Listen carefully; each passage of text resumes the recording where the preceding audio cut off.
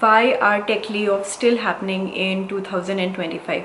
Seriously, it's been years since the pandemic, the economy is recovering, AI is booming, there is no more overemployment because we saw already those layoffs had happened in 2022, 23, 24. So why are these layoffs happening in 2025?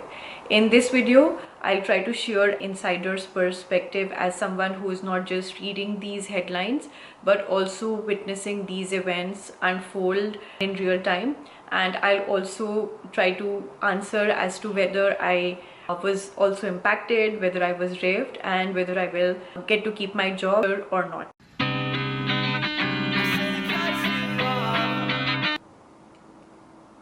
So the short answer is that I do get to keep my job for now, but there is no promise. Especially one thing I realized having worked in US now for a year is that nothing is promised. The concept of at-will employment completely applies. So it doesn't matter if you are a CEO or if you are a high performer, everything is at will and you can be fired without any notice. That's just the way things happen here, and I had to just get used to the fact that that's just how corporate America functions.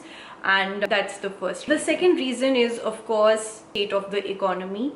Even though the pandemic is years behind us, there is AI boom that's happening currently, but there are still so many supply chain disruptions that are happening, so many wars going on, there are food insecurities, there is inflation, and all these impact the way companies go about operating and making decisions, because a company's objective is to maximize shareholder return. And I think just hedging the risks and making these decisions about laying off people, in my opinion, that's the second reason. Third reason is that obviously the external regulatory or other factors, companies that have enterprise customers or that have federal customers, they also rely on some of these government projects.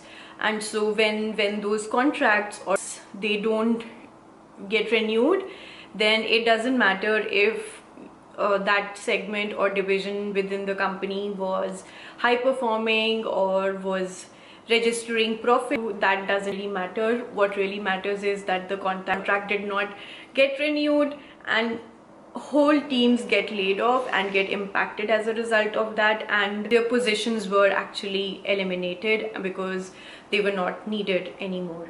The fourth reason will sound a bit of cliche, but it's true. Companies are now focusing on doing more with the same or doing more with less. This is because we are in the age of efficiency, and what I've learned by talking to my colleagues is that companies now are laying more emphasis on getting leaner and being more efficient, and so budgets are getting lesser, but the targets are getting higher. To do this, they are hiring experts like senior level executives who are actually known for bringing about transformation. There will be a huge shift in the way companies used to operate prior to AI and post AI, which means that companies will trying to be more efficient and they're trying to automate more. And even though they've not really realized all the gains from AI yet, they're just trying to give themselves a nudge, give themselves a push by just trying to put the cart before the horse and hoping for a return. The fifth and the final point is there is a cultural shift that we've all seen, that there are so many return to office mandates, and companies are trying to award people who are not only putting in the effort and but also they are more visible. Hybrid flexibility will still be allowed, not performance based, so you will still get your severance, but then they are still watching. I just want to thank everyone who reached out to me, all my friends and acquaintances. Thank you so much for all your well wishes, and I don't take all your support for granted. Seriously, I am just lucky and blessed to have friends like you all who checked in on me. So thanks a lot, and thanks for watching this video.